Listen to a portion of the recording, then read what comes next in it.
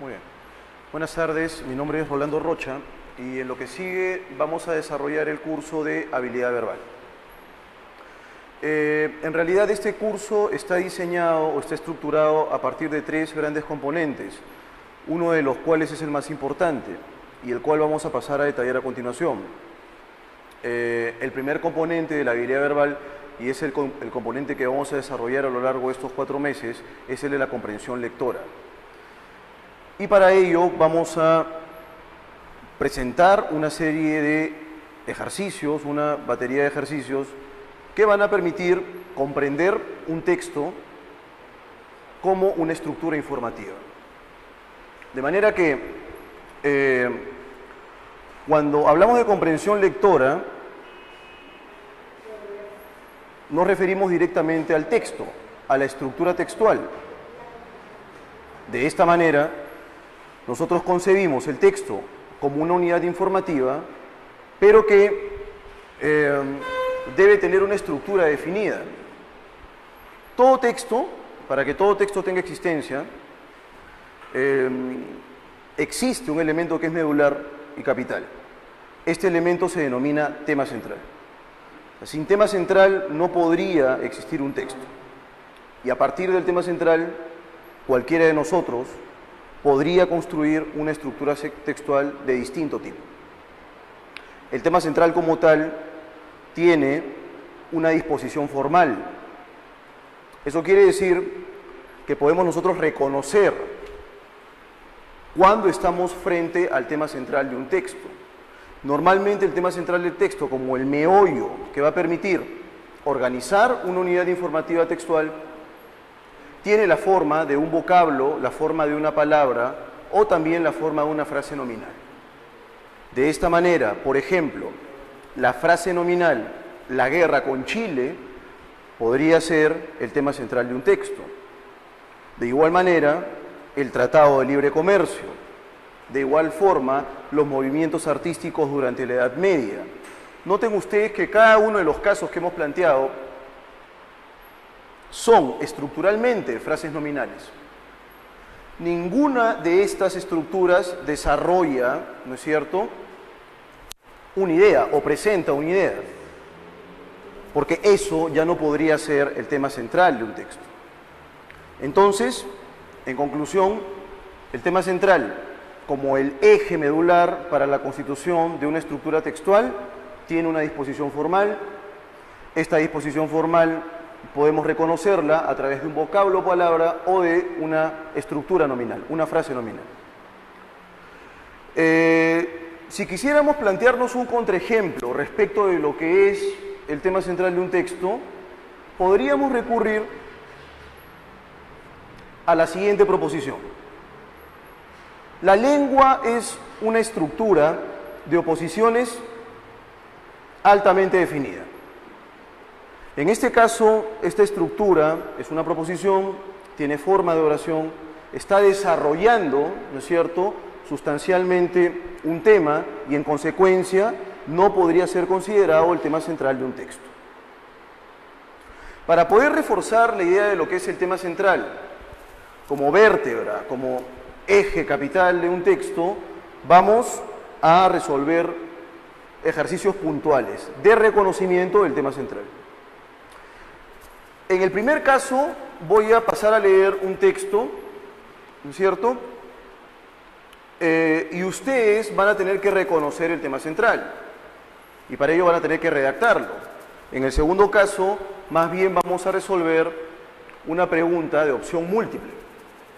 Voy a pasar a leer el texto siguiente. Texto número 1.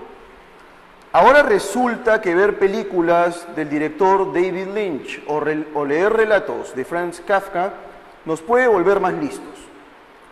Un artículo de los psicólogos Travis Brooks de la Universidad de California en Santa Bárbara y Stephen Hein de la Universidad de Columbia, ambas en Estados Unidos, publicado en la revista Psychological Science, afirma que las obras surrealistas, como el cuento Un médico rural de Kafka o la película Terciopelo azul de Lynch, pueden hacer que nuestro cerebro se vea obligado a trabajar tiempo extra y pueda formar nuevos patrones de pensamiento.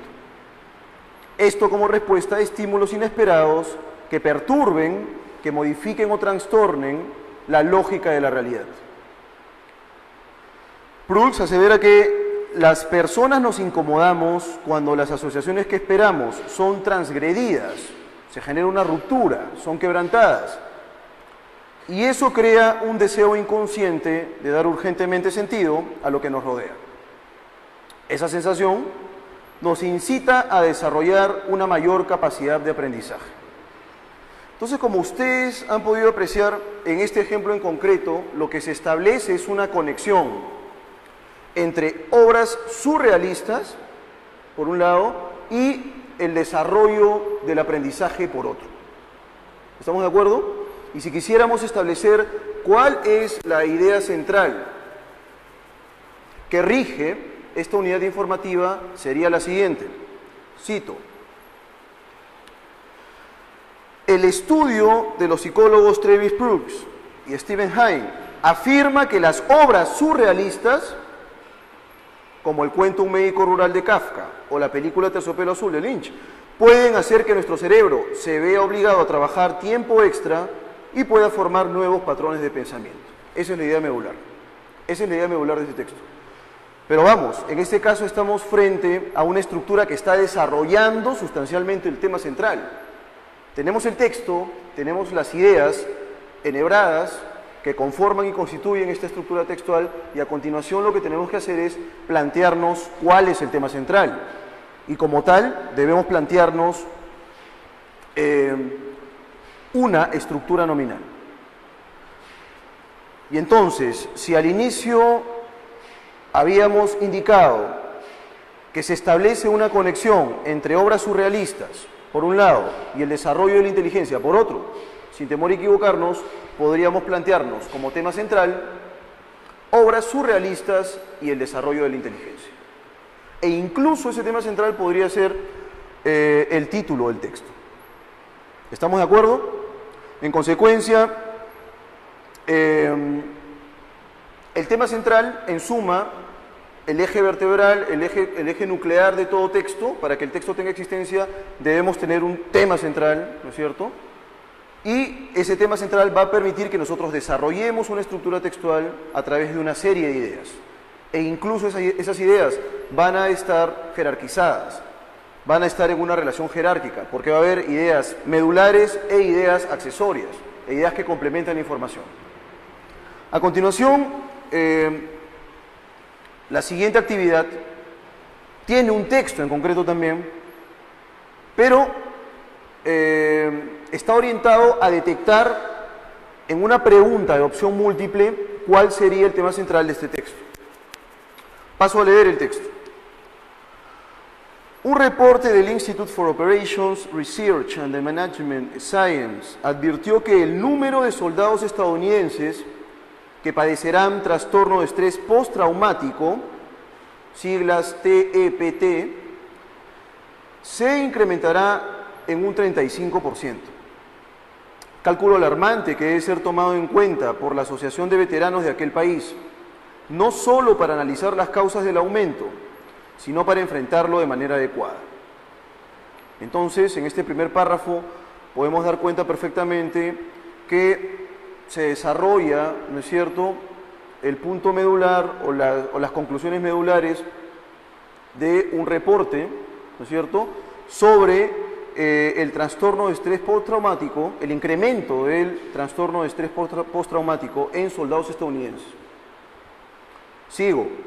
El TEPT es un trastorno psicológico ocasionado por eventos traumáticos, y de hecho pues una guerra lo es, y esa guerra genera una serie de consecuencias en cada uno de los copartícipes de este evento bélico. Una secuela de actos de violencia física, accidentes, desastres o combate armado. Los pacientes recuerdan con constancia los episodios que vivieron, sufren insomnio, tienen pesadillas y se sienten paralizados emocionalmente, incapacitándolos para reincorporarse a la vida civil. Una de las razones que propiciarían este padecimiento podría ser el constante despliegue de soldados que se registró en la guerra de Irak. el más elevado desde la Segunda Guerra Mundial, con periodos breves de descanso para los combatientes. Bueno, a partir de la lectura de este pequeño texto, vamos a pasar a la pregunta de opción múltiple. ¿Cuál es el tema central del texto? Tengo yo 5 posibilidades, pero solo una de ellas es la alternativa. Dice acá lo siguiente: A, el trastorno de estrés postraumático desde las guerras mundiales. B, el incremento del trastorno de estrés postraumático en el mundo. C, trastorno de estrés postraumático en soldados estadounidenses. Efectos emocionales en los trastornos de estrés postraumático, alternativa D. Y finalmente, en la alternativa E, el trauma producido en Irak por el constante despliegue americano. Entonces, tenemos 5 opciones. Vamos a pasar a explicar cada una de ellas. Habíamos dicho al inicio que el texto aborda los resultados, ¿no es cierto?, de un informe sobre este trastorno de estrés postraumático, pero en una población en particular. La población en particular son los soldados norteamericanos. De manera que eso reduce nuestra perspectiva de quiénes van a ser los afectados. Y por supuesto que también reduce nuestra perspectiva informativa respecto de qué población aborda el texto. En consecuencia, la alternativa A, el trastorno de estrés postraumático desde las guerras mundiales, es excesivamente general, porque el texto se remite, ¿no es cierto?, únicamente al incremento de este trastorno en soldados estadounidenses. Alternativa B, el incremento del trastorno de estrés postraumático en el mundo. Insisto, la población que se plantea en el texto es una población específica. En consecuencia, no podría ser la alternativa B. Alternativa C, trastorno de estrés postraumático en soldados estadounidenses. Efectivamente, esa es la clave, porque se relaciona directamente con el eje central desarrollado en el texto, que es el incremento de este estrés, el incremento de este padecimiento psicológico en soldados estadounidenses. Pasemos a dar una revisión bastante ágil de las alternativas D y E para ver la defectuosidad de estas. Efectos emocionales en los trastornos de estrés postraumático. Nuevamente estamos frente a una alternativa que nos ofrece un escenario muy general, no tan específico como el que sí se desarrolla en el texto. El trauma producido en Irak por el constante despliegue norteamericano. Pues un trauma es un término tan amplio, tan impreciso, ¿no es cierto? Y acá trata sobre un padecimiento psicológico en concreto, que es el estrés postraumático, trastorno de estrés postraumático. Muy bien. A continuación vamos a pasar a desarrollar otro aspecto del texto. Entonces, en primer lugar habíamos señalado que para que el texto exista debemos tener un tema central claramente definido. Y además existía toda una disposición formal. Ahora, todo texto como estructura está organizado a través de una serie de ideas, pero no todas las ideas van a tener la misma jerarquía, la misma importancia, la misma relevancia. De hecho, que va a haber ideas, ¿no es cierto?, que estén por encima de otras. A ese tipo de ideas las vamos a denominar ideas principales. Y las ideas principales no son sino el desarrollo sustancial, ¿no es cierto?, del tema central. Y entonces acá yo he añadido el desarrollo sustancial del tema central, y cuando hablo de desarrollo, cuando me refiero al desarrollo del tema central, es más que obvio que no vamos a estar frente a un vocablo o no vamos a estar frente a una frase nominal, porque en este caso sí debo tener una proposición que desarrolle el tema central. Bueno, un ejemplo bastante puntual de idea principal sería la siguiente. Imaginemos que tenemos el siguiente tema central. Nuestro texto tiene como tema central el derecho a la eutanasia. Formalmente es una frase nominal, ¿no es cierto? Y este tema central puede tener eventualmente como idea principal a la siguiente. El derecho a la eutanasia es fundamental en una sociedad civilizada. Como ustedes pueden notar, en este caso no estamos frente a una frase nominal, sino a toda una oración, toda una proposición, y como tal está desarrollando esencialmente el tema central. De hecho, que si nosotros quisiéramos establecer un deslinde estructural claro entre el tema central y la idea principal, la vamos a encontrar. Incluso podríamos decir que el tema central como tal, ¿no es cierto?, va a ser una estructura muy abstracta, excesivamente abstracta.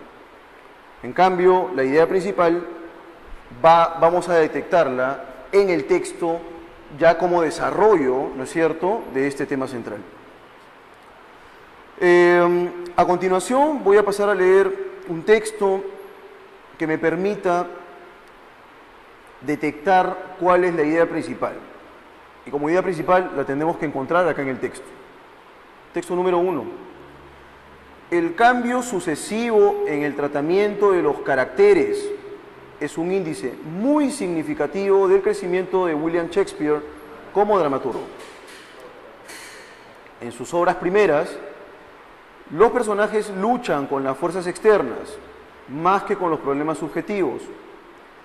En una eximia tragedia, en una ilustre, excelsa, muy importante tragedia como Romeo y Julieta, el héroe lucha con problemas exteriores, más que con él mismo. En sus grandes tragedias posteriores, el conflicto interior se enfatiza más, como en Hamlet y en Macbeth. En estas estupendas obras, cada vez más se abandona el incidente externo a favor de acciones basadas en el error de identidad o en un conflicto endógeno, en un conflicto interno, interior. Shakespeare muestra su maestría en el análisis del carácter. La maldad en Macbeth, los celos en Otelo, la indecisión en Hamlet. Así, se incide cada vez más en la exploración de los vanos intentos de los dramatis personae por escapar a las consecuencias de sus acciones. Tenemos el texto acá. Si nosotros quisiéramos, por así decirlo, plantearnos los elementos más importantes que desarrolla el texto, sin lugar a dudas tendríamos que decir que el primer elemento es la evolución de William Shakespeare como dramaturgo, y esta en realidad es una consecuencia natural del desarrollo de los personajes por parte de William Shakespeare. Eso quiere decir que, según el texto, los personajes en cada una de sus obras no nos muestran una sola dirección, se van volviendo cada vez más complejos, y este proceso de complejización supone también un desarrollo en la obra de Shakespeare. En consecuencia, si quisiéramos señalar en este texto en concreto cuál es la idea principal, sin temor a equivocarnos, la idea principal sería la siguiente. Y la idea principal, además, la encontramos al inicio del texto. El cambio sucesivo en el tratamiento de los caracteres es un índice muy significativo del crecimiento de Shakespeare como dramaturgo. Entonces, como notamos en este ejemplo, ¿no es cierto?, el desarrollo de los personajes, el hecho de volver los personajes cada vez más complejos, ¿no es cierto?, tanto interna como en su relación con el entorno, ha determinado también, o acusa también, una evolución de Shakespeare como dramaturgo. De manera que la idea principal acá la encontramos al inicio. A continuación tenemos otro texto que más bien presenta una pregunta de opción múltiple. Pasemos a leerlo. La palabra Dios proviene del latín Deus. En más de un tratado se sugiere que, a su vez, este vocablo deriva del griego Zeus, que era la máxima divinidad de aquel magnífico pueblo de la antigüedad, cuna de lo que hoy conocemos como civilización occidental. Bueno, entonces, como acá vemos, en un primer momento el texto está referido a la palabra Dios y se desarrollan, ¿no es cierto?, digamos, ciertas conexiones etimológicas de esta palabra. Sigo. Un especialista, el profesor Jorge Bocia, señala que tanto el término latino como el griego tiene su origen idiomático en la cultura indoeuropea y que la raíz es ya, lo que emparenta de inmediato la idea de Dios con la del día, la luz, lo que enfrenta las tinieblas satánicas. Esto encaja a la perfección con las civilizaciones antiguas, que casi en su totalidad divinizaban al sol, como en el caso de Ra para los egipcios, o las estrellas, hecho común en la mitología grecorromana. Justamente del sol es de donde proviene la luz, que ilumina a nuestro planeta. Aunque parezca mentira, lo único que se ha establecido de la luz es su velocidad, 300.000 kilómetros por segundo. Pero se ignora cómo está compuesto, es todo un misterio eso, pues todo lo que se dice al respecto son meras hipótesis, simples hipótesis. En una palabra, no se sabe qué es la luz. O sea, la luz es una especie de elemento misterioso, místico. El profesor Bosia tiene su respuesta, bella, poética y llena de fe. Cito: yo creo que la luz es simplemente Dios y que estamos bañados de Él. Tiene en realidad una propuesta bastante religiosa respecto de la luz relacionada con Dios. Habría que agregar que es una pena que muy a menudo no nos demos cuenta de esa maravilla, de esa visible manifestación que la ciencia aún no explica. Bien, entonces como vemos, el texto lo que desarrolla es el término Dios y su relación directa con la luz. Lo que se hace además es sustentar esa propuesta, esa conexión entre Dios-luz a través de las ideas del profesor Jorge Bosia. Entonces, a partir de este texto, vamos a plantearnos la idea de opción múltiple. ¿Cuál sería la idea principal del texto? Alternativa A: es un hecho deplorable, ¿no es cierto? Es un hecho condenable, despreciable, que los seres humanos sean incapaces de ver la refulgencia, el resplandor de la luz del día. Primera opción. Dado que para la ciencia la naturaleza de la luz es insondable, es decir, no se puede saber, no se puede averiguar, se impone una visión poética llena de fe. Alternativa C: se puede establecer fehacientemente, de manera veraz, de manera fidedigna, que hay un nexo semántico profundo entre Dios y Zeus. En las civilizaciones antiguas, el culto solar fue una manifestación de la pureza religiosa más perfecta. Alternativa E: gracias a un análisis etimológico, se puede sostener que la idea de Dios está emparentada con la idea de luz. Pues bien, tenemos 5 alternativas acá, obviamente una de ellas es la clave. Pasemos a analizar o evaluar la alternativa A. Es un hecho cuestionable, deplorable, condenable, que los seres humanos sean incapaces de ver la refulgencia, el resplandor, la brillantez de la luz del día. Muy bien. El asunto en concreto acá es que, como bien dijimos al inicio, el texto desarrolla, ¿no es cierto?, o establece un emparentamiento entre la palabra Dios y el elemento luz, y que además es una relación que se puede detectar en diversas culturas y desde antiguo, de manera que no tiene nada que ver en concreto con la incapacidad del ser humano para poder visualizar, ¿no es cierto?, la refulgencia de la luz del día. En este caso no aparece la noción de Dios y su relación con luz, que es lo capital en el texto. Alternativa B: dado que para la ciencia la naturaleza de la luz es insondable, la naturaleza de la luz, efectivamente al final del texto se define que la luz en suma no se conoce, es un elemento misterioso, lo único que se sabe de ella es que tiene una velocidad de 300.000 kilómetros por segundo, es insondable, y acá se impone una visión poética llena de fe. Nuevamente en este caso la noción de, o la palabra Dios queda soslayada, por tanto esta no puede ser la alternativa correcta. Alternativa C: se puede establecer de manera fidedigna que hay un nexo semántico profundo entre Dios y Zeus, pero no solamente es entre Dios y Zeus, sino es entre Dios y luz. Zeus, ¿no es cierto?, así como Ra, por ejemplo, vendría a ser una muestra de ello. Por esa razón, la relación entre Dios y Zeus, es una relación muy específica. La relación se da entre Dios y la luz, no entre Dios y Zeus. En las civilizaciones antiguas, el culto solar fue una manifestación de la pureza religiosa más perfecta. Esta bien podría ser una idea secundaria, una idea complementaria, porque nos ofrece un aspecto del texto, pero no es la idea principal. Finalmente, gracias a un análisis etimológico, se puede sostener que la idea de Dios está emparentada con la idea de luz. Noten ustedes que en este caso se desarrolla lo sustancial, la relación de Dios con el elemento luz, y todo esto fundamentado en un estudio, en una pesquisa etimológica. Por tal razón, la alternativa correcta es la alternativa E. Muy bien, a continuación vamos a pasar a desarrollar parte o lo que correspondería al segundo componente de la habilidad verbal.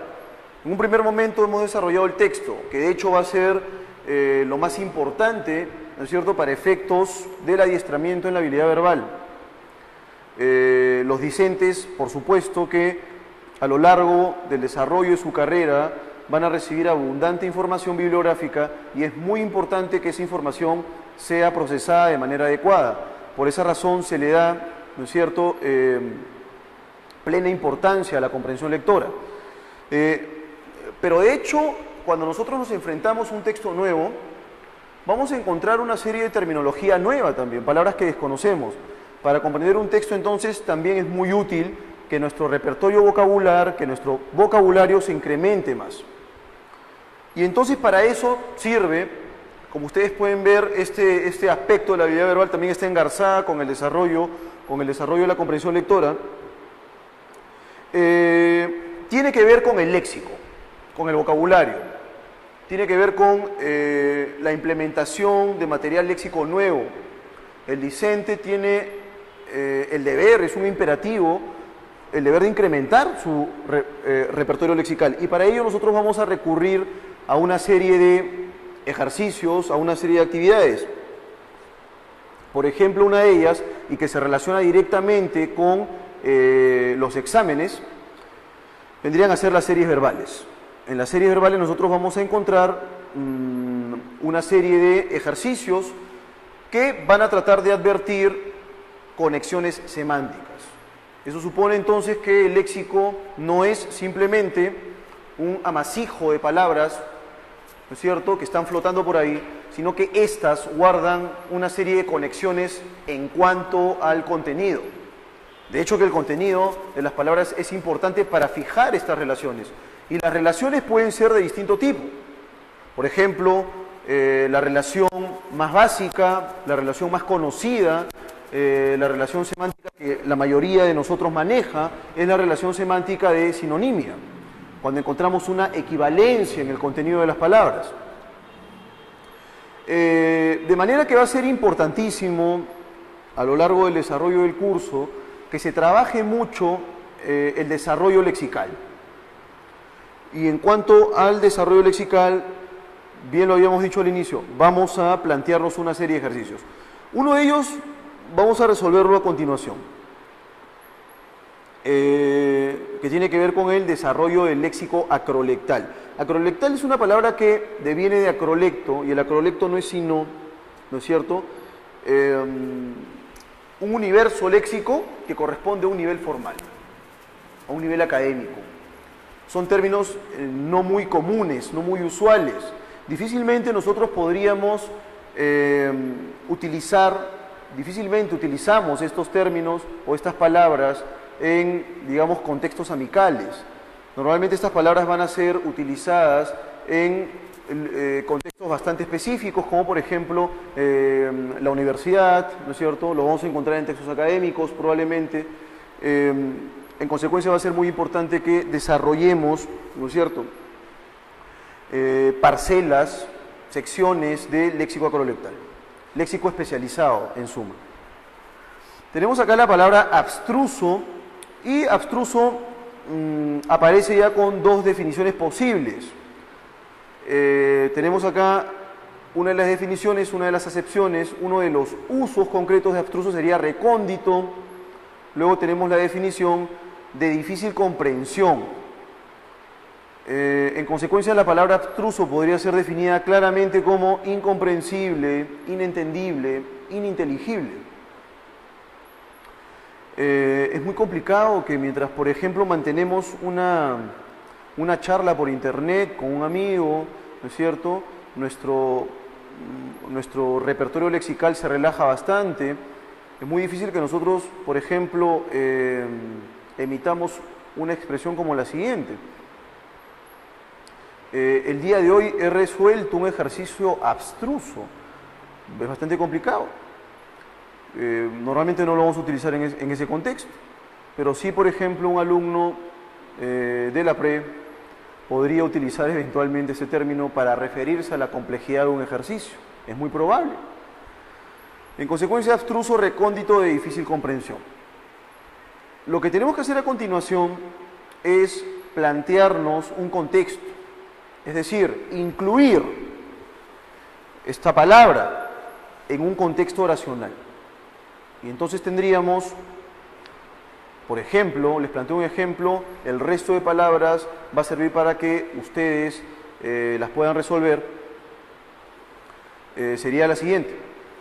Un contexto oracional sería el siguiente, pero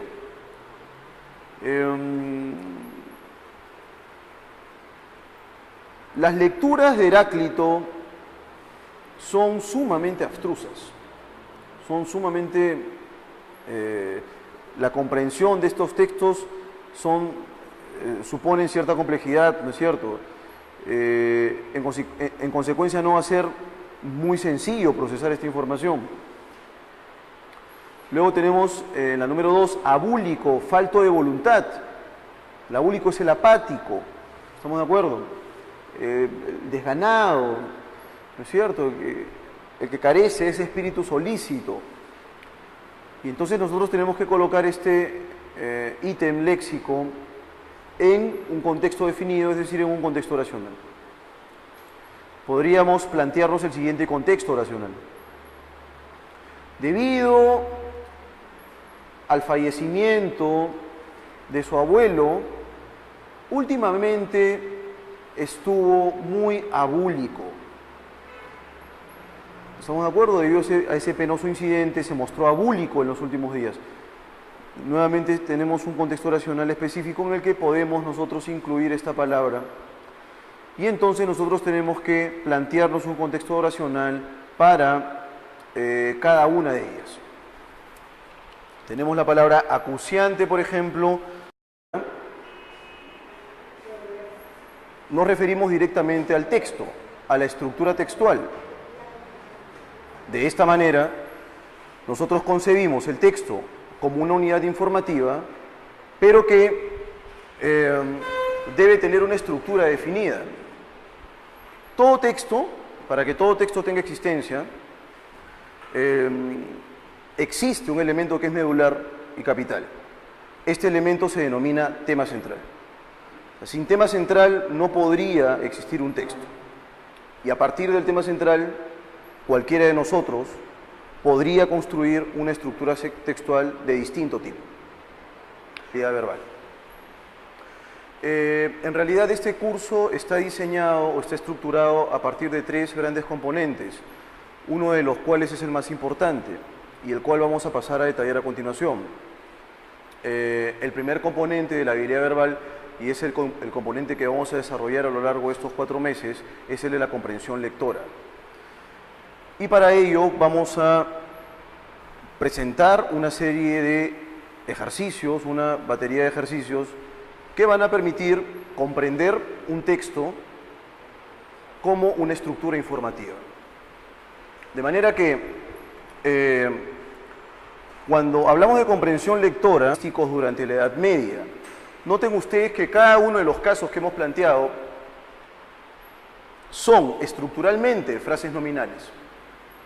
Ninguna de estas estructuras desarrolla, ¿no es cierto?, una idea o presenta una idea, porque eso ya no podría ser el tema central de un texto. Entonces, en conclusión, el tema central, como el eje medular para la constitución de una estructura textual, tiene una disposición formal. Esta disposición formal podemos reconocerla a través de un vocablo o palabra o de una estructura nominal, una frase nominal. El tema central como tal tiene una disposición formal. Eso quiere decir que podemos nosotros reconocer cuando estamos frente al tema central de un texto. Normalmente el tema central del texto, como el meollo que va a permitir organizar una unidad informativa textual, tiene la forma de un vocablo, la forma de una palabra o también la forma de una frase nominal. De esta manera, por ejemplo, la frase nominal "la guerra con Chile" podría ser el tema central de un texto. De igual manera, el Tratado de Libre Comercio. De igual forma, los movimientos artísticos.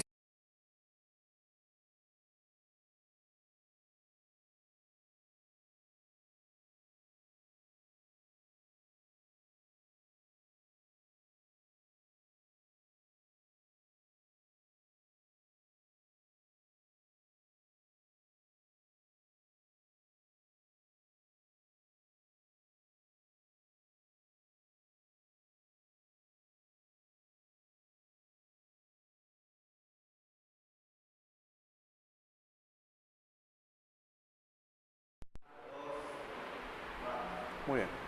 Buenas tardes, mi nombre es Rolando Rocha y en lo que sigue vamos a desarrollar el curso de habilidades.